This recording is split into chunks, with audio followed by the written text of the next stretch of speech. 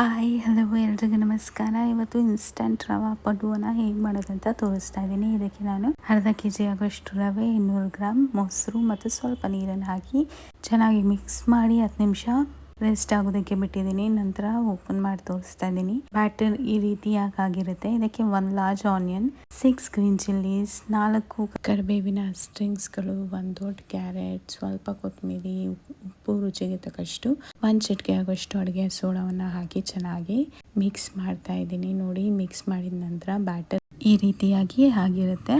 Next ಪಡ್ಡು ಪ್ಯಾನನ್ನು heat ಆಗೋದಕ್ಕೆ ಬಿಟ್ಟು ಅದಕ್ಕೆ ಎಣ್ಣೆಯನ್ನು ಹಾಕಿ ಪಡ್ಡು ಬ್ಯಾಟರನ್ನು ಫಿಲ್ ಮಾಡ್ತಾ ಇದ್ದೀನಿ. ಈಗ ಪಡ್ಡು ಬೇಯೋದಕ್ಕೆ ಬಿಡಬೇಕಾಗುತ್ತೆ. ಒಂದು ಸೈಡ್ ಬೆಂದ ನಂತರ ಮತ್ತೊಂದು ಸೈಡಿಗೆ ಫ್ಲಿಪ್ ಮಾಡಿ ಬೇಯಿಸ್ಕೊಳ್ತಾ ಇದ್ದೀನಿ. ಇದಕ್ಕೆ ಸ್ವಲ್ಪ ಫ್ಲಿಪ್ ಮಾಡಿದ ಮೇಲೆ ಎಣ್ಣೆಯನ್ನು ಹಾಕಬೇಕಾಗುತ್ತೆ. ಎಣ್ಣೆ ಹಾಕಿ ಇದು ಕಲರ್ ಕೆಂಪಗಾಗೋವರೆಗೂ ಬೇಯೋದಕ್ಕೆ ಬಿಡಬೇಕು. ಕೆಂಪಗಾದ ನಂತರ ಒಂದು ಬೌಲಿಗೆ ಟ್ರಾನ್ಸ್ಫರ್ ಮಾಡ್ಕೊಳ್ತಾ ಇದ್ದೀನಿ. ಟ್ರಾನ್ಸ್ಫರ್ ಮಾಡಿದ ನಂತರ ಪ್ಲೇಟಿಂಗ್ ಮಾಡ್ಕೊಳ್ಳೋಣ. ಪ್ಲೇಟಿಂಗಿಗೆ ಪಡ್ಡುಗಳನ್ನೆಲ್ಲ ಜೋಡಿಸಿ ಅದಕ್ಕೆ ನಾನು ಕಡಲೆ ಚಟ್ನಿಯನ್ನು ಮಾಡಿದ್ದೆ.